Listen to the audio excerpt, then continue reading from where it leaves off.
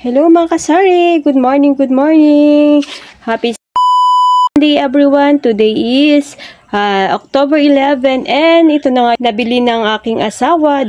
Kanina pumunta siya sa bayan. So ito yung kanyang nabili. Worth of, ito o yung nabayaran niya. 2,052 pesos.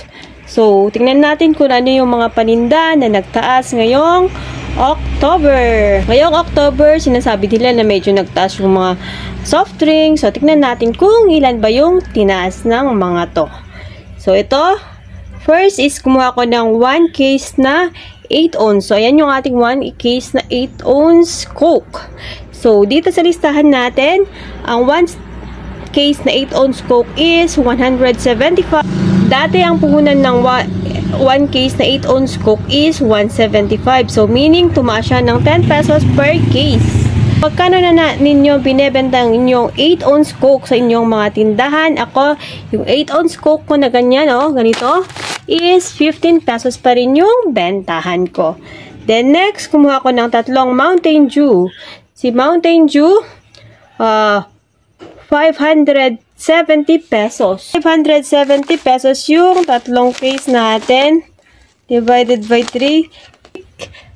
Case ng Mountain Dew. 1, 2, 3. And ang nabayaran ko is 570. So, 190 pa rin naman yung puhunan ni Mountain Dew.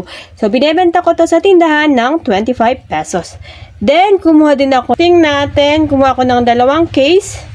So, ang binabayaran ko dito is 392. 392 divided by 2 equals 196 na yung puhunan. Tumas din siya. Yung sting natin dati is 190. Ngayon 196. So, tumas siya ng 6 pesos. 6 pesos lang naman. So, benta ko sa tindahan ng sting natin is 25 pesos. Then, 2 packs ng Cobra. 390 yung nabayaran ko kay Cobra na yellow. Dalawang yellow na Cobra. 390 divided by 2. 195 yung puhunan niya. Binebenta ko sa tindahan ng 25 pesos bawat isang piraso.